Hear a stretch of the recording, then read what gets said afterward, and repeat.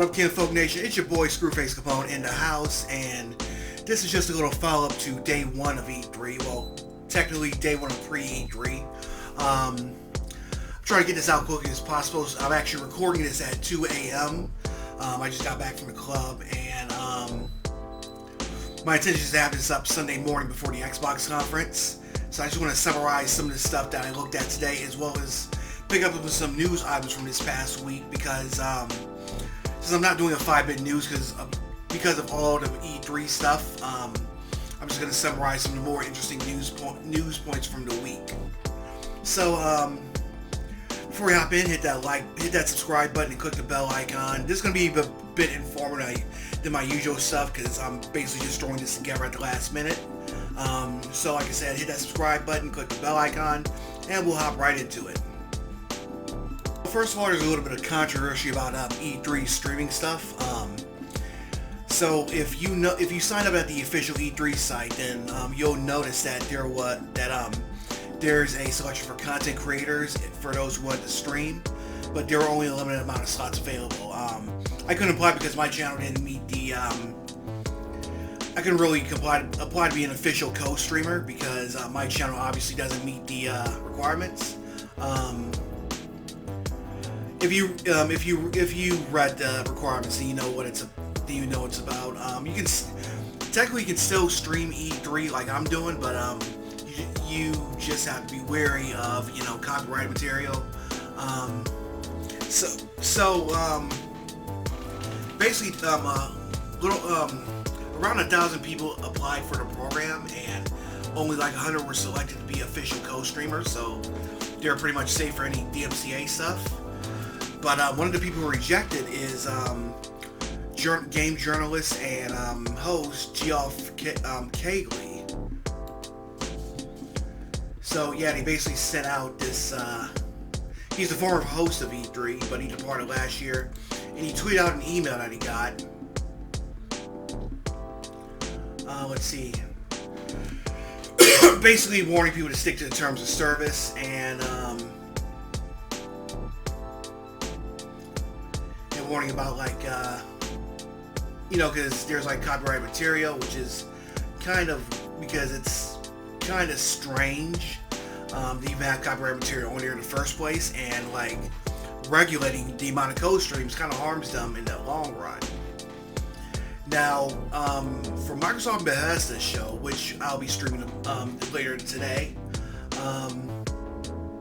they're gonna have their own instructions so hopefully you'll be as safe as possible when streaming it, and Square Enix is going to have a DRM-free version.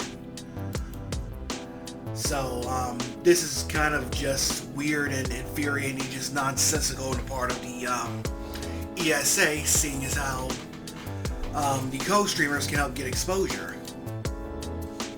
But yeah, let me know what you think in the comments. Are you having similar issues when you're trying to do your co-streams? Let me know.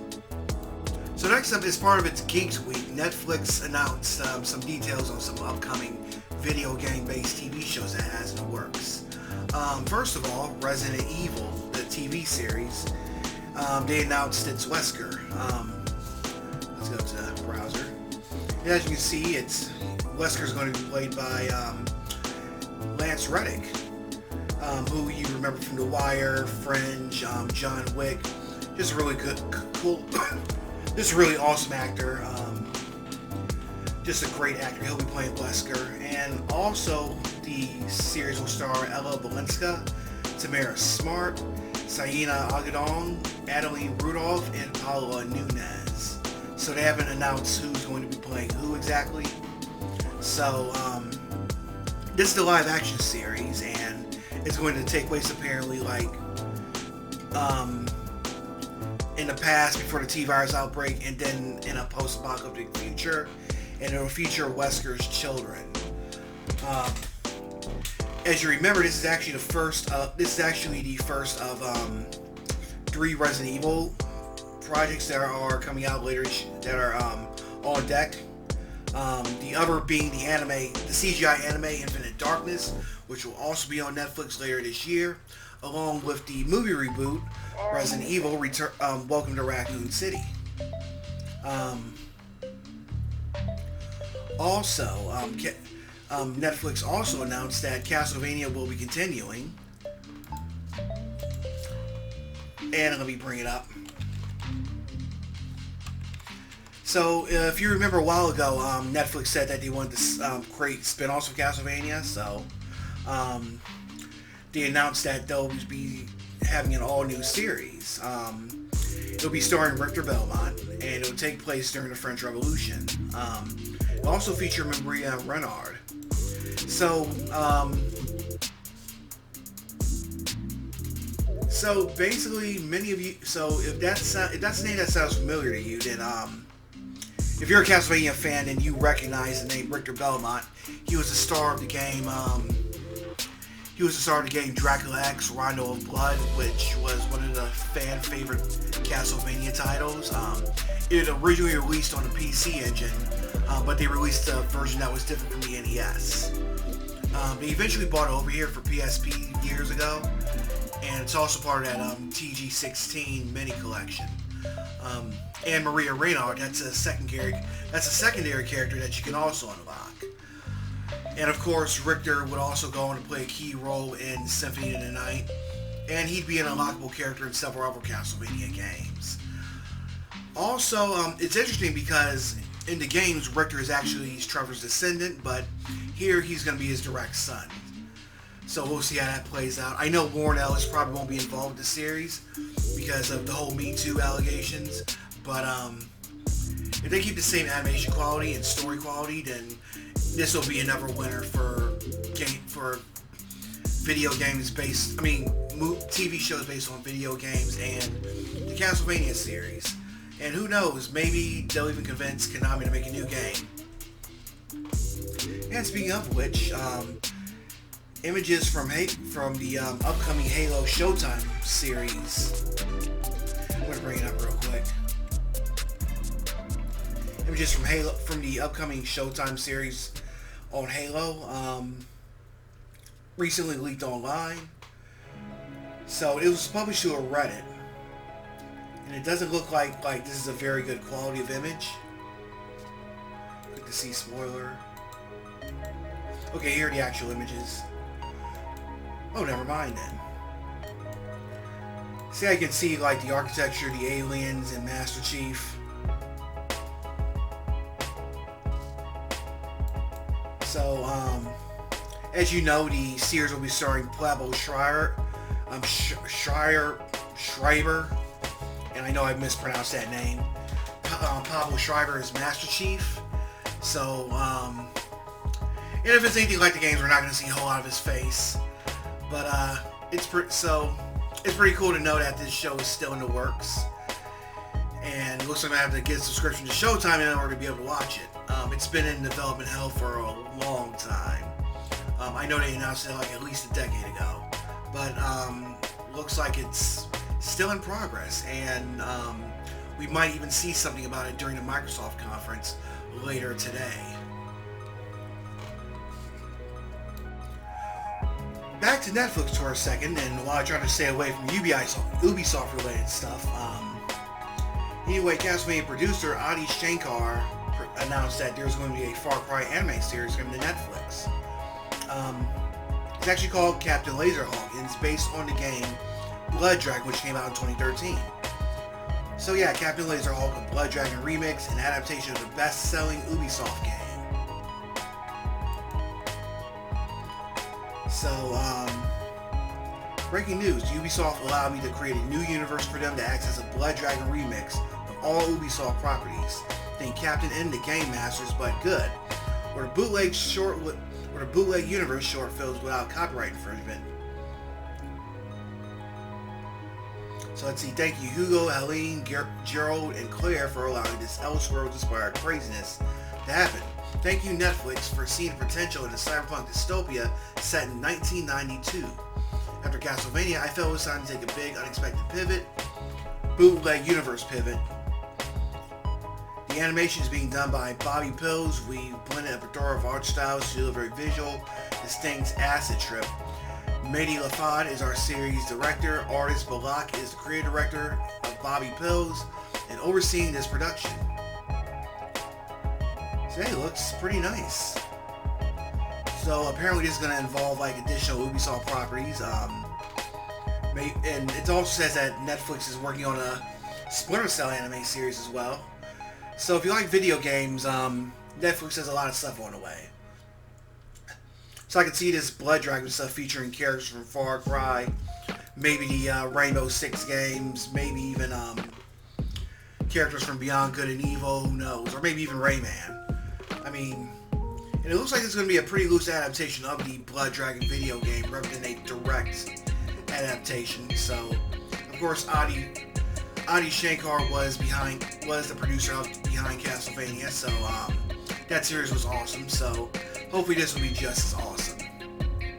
So in the last video, I touched upon Koch Media having its big showcase this past Friday. So I want to touch a little bit deeper of some of the stuff. I want to touch on a few of the items that they announced. One of the things that they announced is that they are forming a new sub-publishing label underneath Koch Media, which is called Prime Matter. So here's a sizzle reel for the new publisher. So let's take a look at it.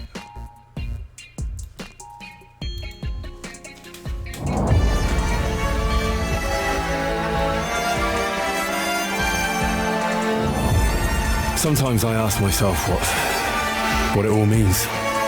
Let's begin.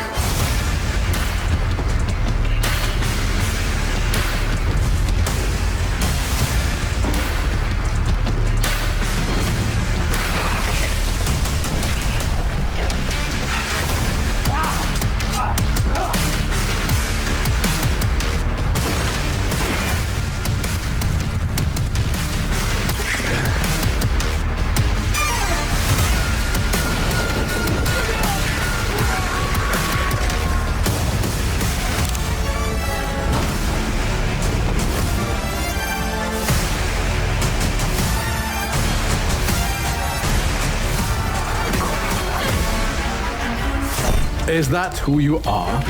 My purpose makes me who I am.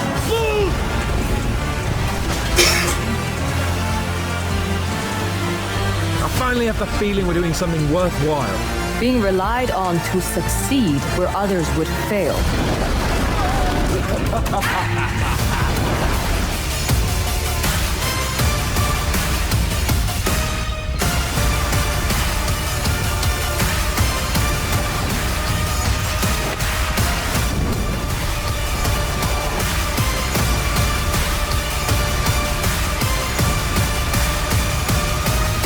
Prime Matter.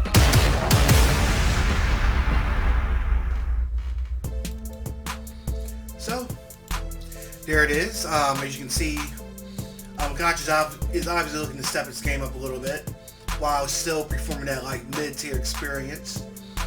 So here's an article about the mini games that they're putting out.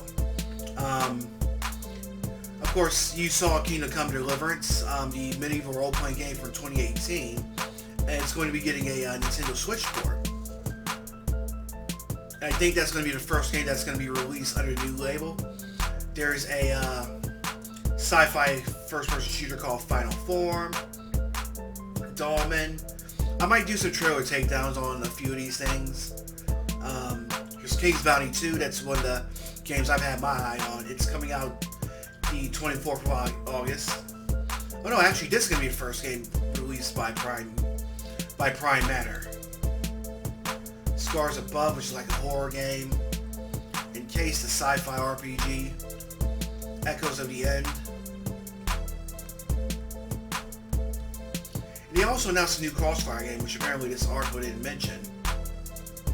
Let me bring it up real quick.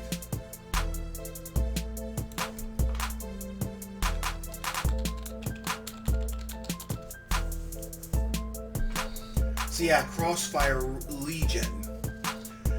That's another thing that we saw. So this is actually gonna be big. This is actually an RTS game. That's going to be developed by a Canadian RTS studio, a Canadian-based RTS studio, Blackbird Interactive. And this was founded by Rob Cunningham, who worked on Homeworld 1 and 2. So yeah, this is based on the shooter franchise that's popular in Asia.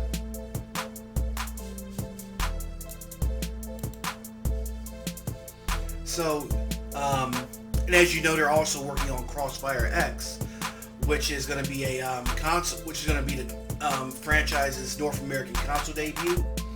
So, this is expected to launch in 2022, and the shooter is going to be launching later this year. So, so this is definitely an interesting turn for the series.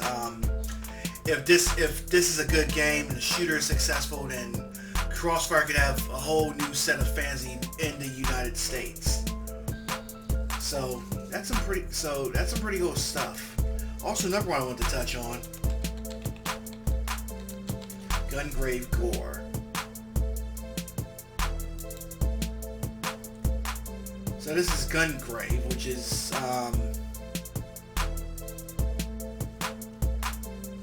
so basically you just plays this badass anti-hero. You get to gun down enemies. I think this is a sequel. As a matter of fact, it is. It was published by published by Sega, I think. So this is the original game.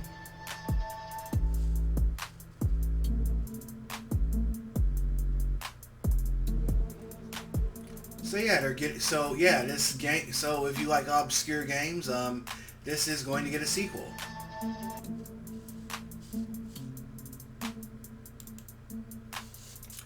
So yeah, that's Koch Media. Also, yesterday morning, Guerrilla Collective had its showcase, the Guerrilla Collective Festival, and it showed off several great indie games. Some pretty cool stuff. There's going to be some for everybody, and I found an article that lists some of the highlights.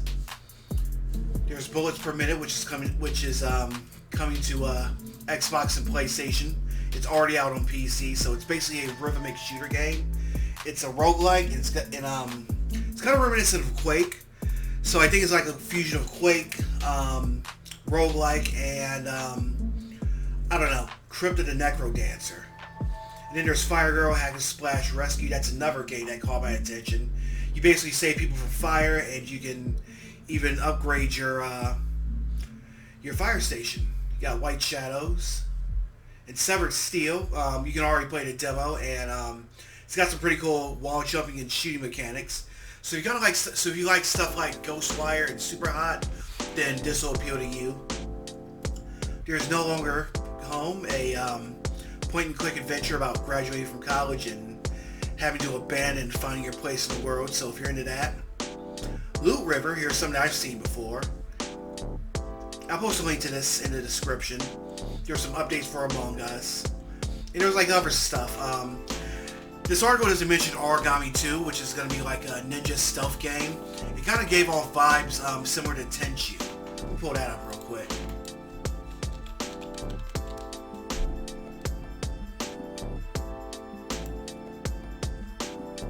And I'm looking at Sports Kitty and stuff.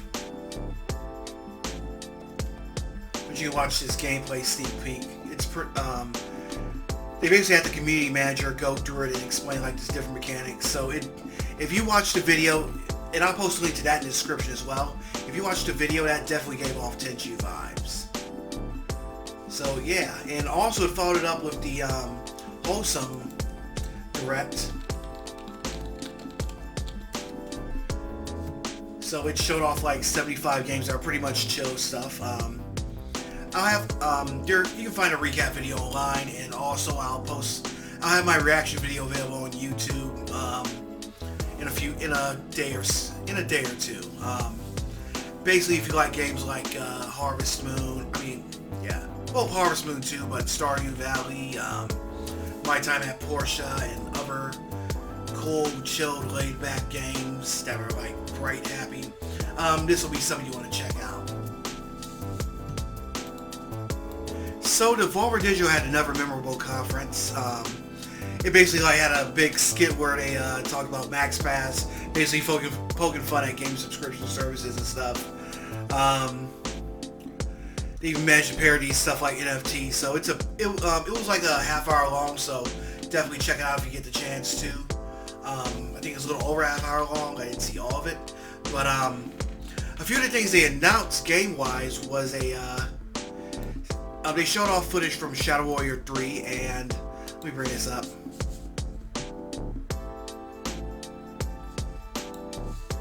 So another big game that they showed off was a game called Trek to Yomi.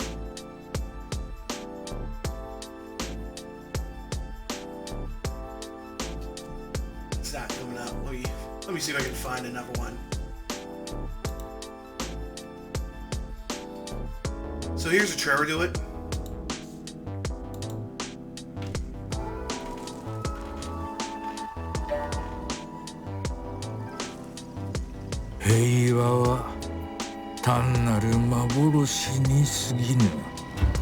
その喪失を嘆くなかれ己の行いを悔やまずともよい武士道というは死ぬことと見つけたり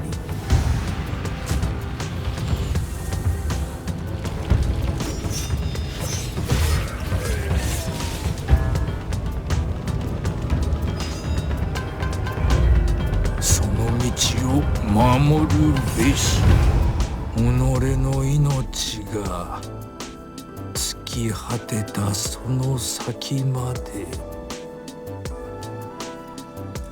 So yeah, that's Trek to Yomi. It's going to launch in 2022. So that's definitely giving off Ghost of Tsushima vibes. It's almost like a 2D Ghost of Tsushima in black and white. So if you like samurai, definitely something to check out. And something else that they showed off was a game called Demon Throttle. Let's look at that too. And it's coming to Switch, but it's only going to be on a Switch cartridge. So yeah, you won't be able to download a physical edition. You won't be able to download a digital version. You can only purchase it through the site's special reserve games. I probably will. So you can basically order it between June 12th and October 13th. If you take a look at the screenshots in the trailer, of course, it's definitely got that old school NES look. And basically, you're playing as both a cowboy and a female vampire who are getting revenge who are both out to get revenge on a demon. So yeah, I like these old school style games. Hopefully, maybe sometime down the road they'll probably come out with a digital release. But I guess for now, you might want to swipe in and pick it up. So that is Demon Throttle. So one more thing I want to take a look at is the Playdate. This is a new handheld console which has a black and white screen and a crank attached to it. It's going to focus on indie games that will download directly to the unit. So starting next month, you'll be able to pre-order a unit. It's $179, and they will. You can get games that are downloaded like seasons. So the first season is going to contain 21. It's going to have 24 games. They've announced the first 21, but you'll see the latter 3 later on. So this is another indie focused gaming machine, and there's also going to be a stereo dock accessory for the machine as well. So it'll look like an old TV along with a Bluetooth speaker and a pen holder. So there's no pricing information about that. But this is definitely this obviously isn't going to be everyone's cup of tea, but it will be something unique. So if you're looking for something different, check it out. There's definitely stuff like the Evercade, the upcoming Intellivision Amico. There's definitely I'm seeing that there's an increasing market for these niche consoles. So, yeah, this is definitely something I'm going to be checking out when it goes on pre-order. Alright, and finally I want to do a quick summary of the of what I read from the Gearbox and the Ubisoft shows. I didn't catch either, and I probably won't watch the Ubisoft, but basically from what I read is that the Gearbox one basically concentrated mostly on Borderlands, the movie, the upcoming Tiny Tina spinoff, and they showed off footage from Homeland 3, I believe. But hold on a second. Homeland 3.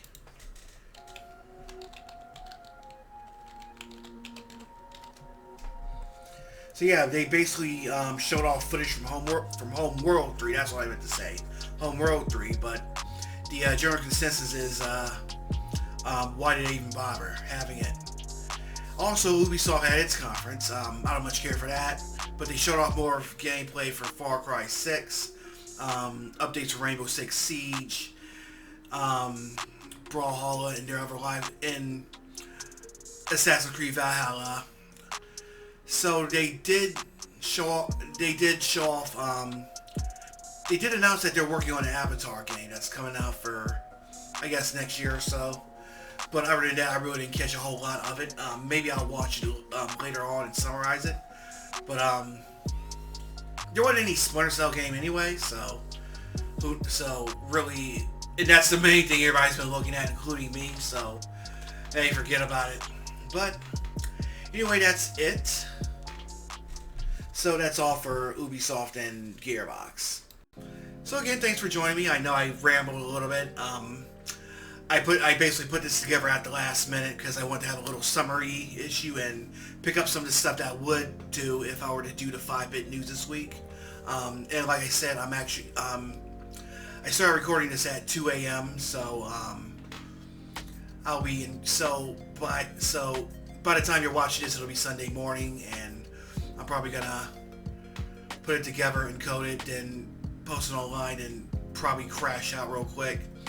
But make sure you join me at twitch.tv/ScrewfaceCapone tomorrow, starting at 1 p.m. for E3 live streams. We're going to start with the Microsoft and Bethesda coverage, and you're also going to have the Square Enix show and the Future Game show, just all kinds of awesome shit. So, in the meantime, let me know what you think in the comments. Hit that like button, hit that subscribe button, and click the bell icon. That way you'll be the first to know when I put out new videos. And until next time, I'm Audi 51000G, kinfolk.